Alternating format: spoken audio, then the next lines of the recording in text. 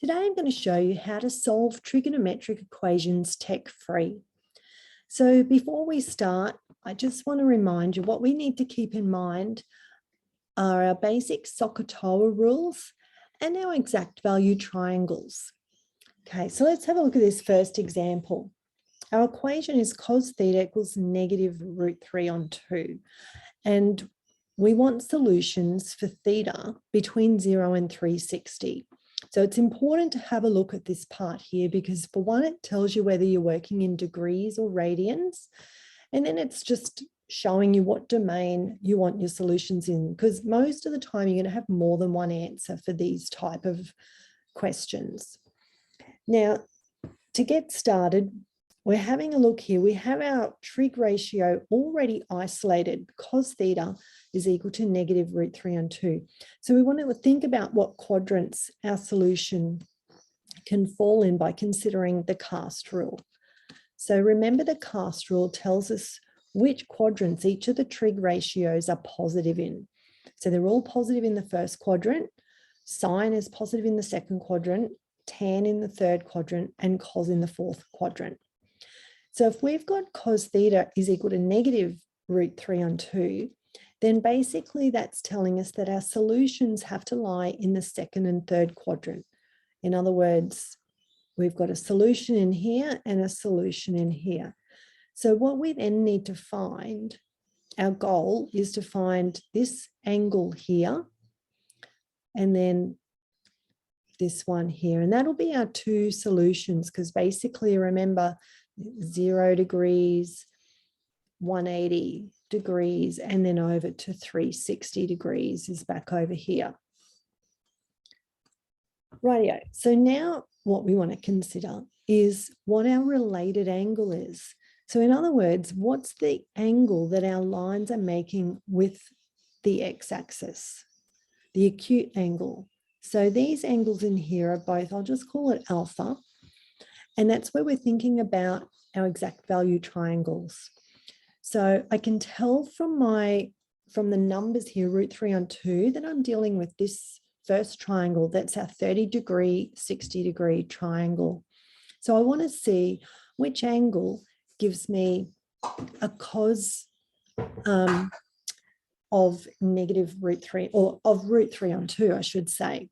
So thinking cos is adjacent over hypotenuse, that tells me that cos 30 is going to be root 3 on 2. So if I make a note of that down here, cos 30 degrees is equal to root 3 on 2, then this here is our related angle. So now we've got to use that to get the two solutions that we want. So here we can say theta is equal to, so this first one would be 180 minus the 30 degrees.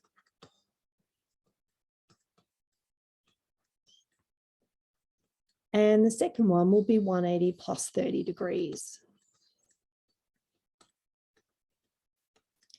So all we've got to do is simplify that.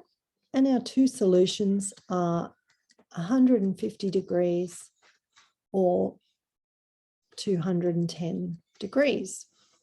There you go, that's the first one done. Let's have a look at the second equation. Now here we've just gone a step more complex. The first thing we want to do is start rearranging this so that we're going to make sine x our subject of our formula. Have a note with this one as well that this time we want solutions for x between 0 and 2 pi. So now we know we're working in radians as well. Basically, what we're going to do first, the same, just our usual process for solving an equation. I'm going to take the 1 over the other side and it'll become negative 1, sorry. And then I'm going to divide by that root 2. So I'm going to have sine x is equal to negative 1 on root 2. So now we're at the point where we want to think about the cast rule again. So, and I can see, I'm recognizing that the 1 on root 2 is coming from our second triangle too, the pi on 4 triangle.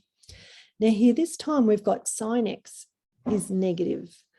So sine's positive in the first and second quadrant. So that's telling me that my solutions must be in the third and fourth quadrant. So I've got one here and one here. So keep in mind there's 0, there's pi all the way over there. And then if we're coming back around, we're back to 2 pi over here.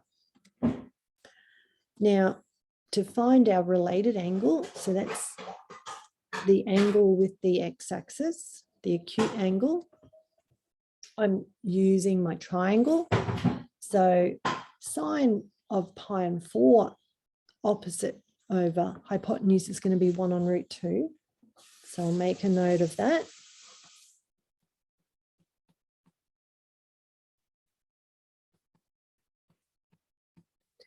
And then now all we need to do is adjust our answers to get them into the quadrants that we want.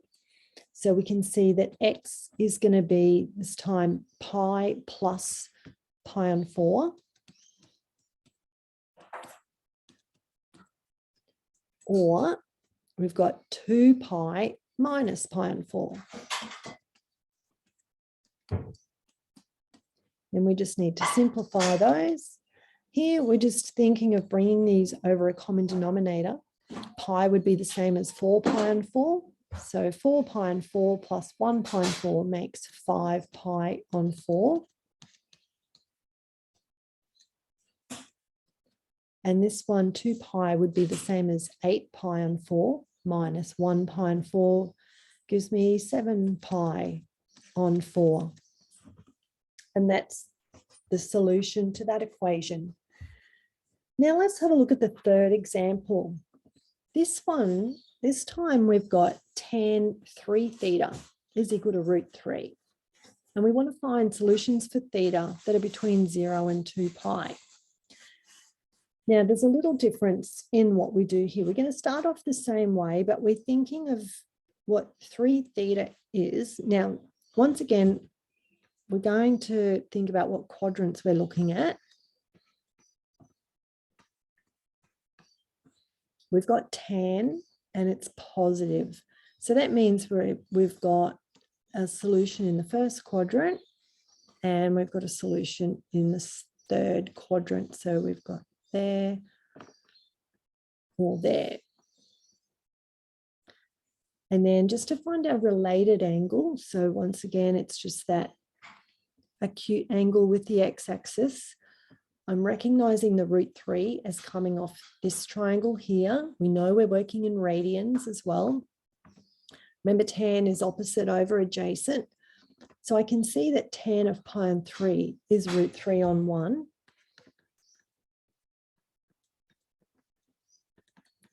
Which of course just simplifies to root 3. So pi on 3 is my related angle. Now, to make sure we capture all our solutions, when we have 3 theta here, we have to go 3 times round our quadrant to make sure we capture them all. So to start with, our first solution's in the first quadrant, so it's just plain pi on 3. Then our next solution's over here in the third quadrant, so it's pi plus pi on 3. Now we've got to imagine that we've lapped around once and come up here. So that's going to be 2 pi plus pi on 3.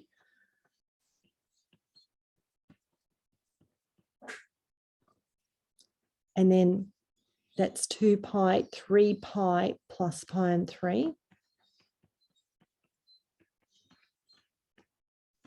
Then we have to go around another time. So just working out this one again, if we've gone around once, there's 2 pi, and another time 4 pi plus pi on 3.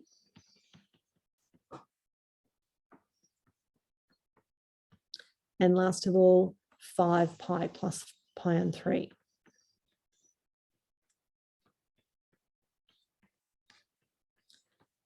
Now just need to simplify all of those. So once again, we're just thinking of bringing them over a common denominator to combine.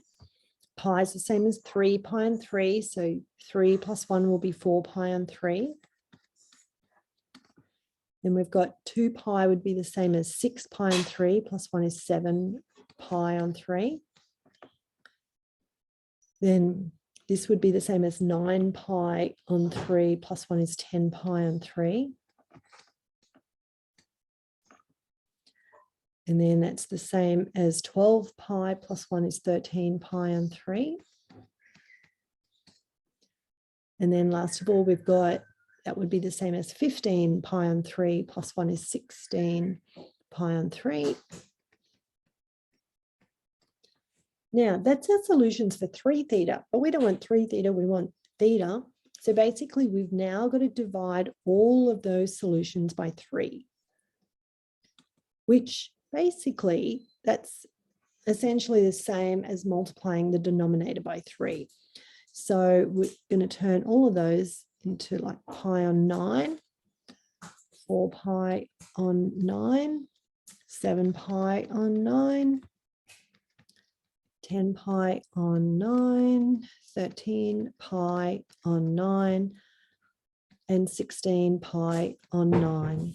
Now, just checking that our solutions do fall within that original domain, notice that if we were talking in ninths, 2 pi would be equivalent to 18 pi on 9. So 16 pi on 9 is just a little bit less than 2 pi. So the reason that we have to go round 3 times to get all our solutions is because when we divide by the 3, the solutions are all going to shrink down to be in that domain. And if we hadn't gone round, we would have missed these extra solutions here.